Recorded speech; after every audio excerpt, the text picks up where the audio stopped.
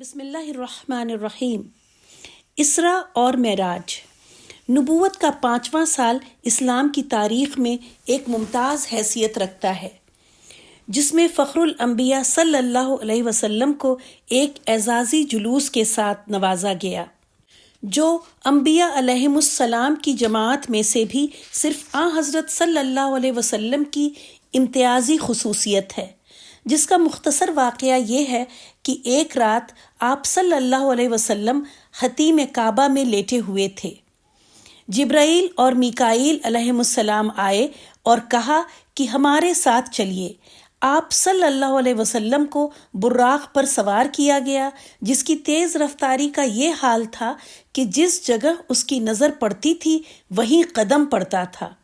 اس سرعت رفتاری کے ساتھ اول آپ صلی اللہ علیہ وسلم کو ملک شام میں مسجد اقصی تک لے گئے۔ یہاں پر اللہ نے تمام انبیاء سابقین کو حضرت صلی اللہ علیہ وسلم کے اکرام کے لیے بطور معجزہ جمع فرمایا تھا۔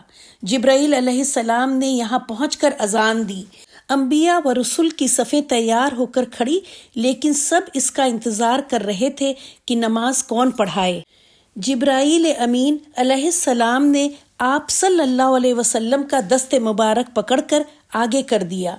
آپ صلی اللہ علیہ وسلم نے تمام انبیاء مرسلین اور ملائکہ کو نماز پڑھائی، یہاں تک عالم دنیا کی سیر تھی جو براق پر ہوئی۔ اس کے بعد آپ صلی اللہ علیہ وسلم کو مسجد اقصی سے آسمان پر لے جایا گیا۔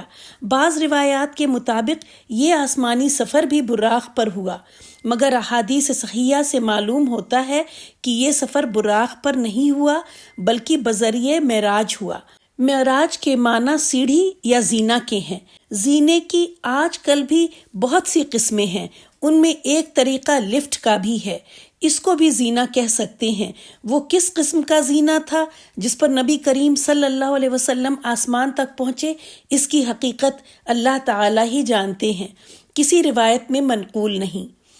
پہلے آسمان پر آدم علیہ السلام سے ملاقات ہوئی، اور دوسرے پر عیسیٰ و یحییٰ علیہ السلام سے، تیسرے پر یوسف علیہ السلام اور ادریس علیہ السلام سے، اور پانچویں پر ابراہیم علیہ السلام سے ملاقات کی۔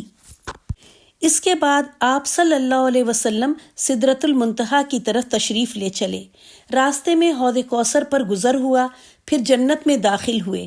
وہاں دست قدرت کے وہ عجائب اور غرائب دیکھے جو نہ کسی آنکھ نے آج تک دیکھے اور نہ کسی کان نے سنے، اور نہ کسی انسان کے وہم و گمان کی وہاں تک رسائی ہوئی۔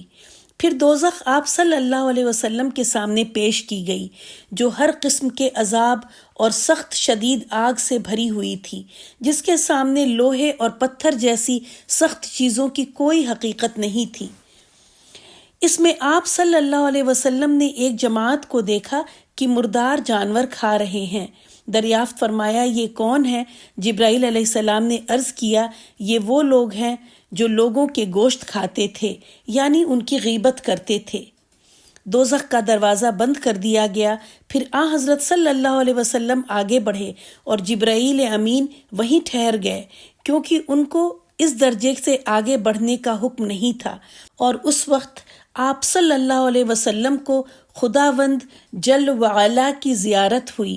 صحیح یہ ہے کہ زیارت فقط قلب سے نہیں بلکہ آنکھوں سے ہوئی ہے۔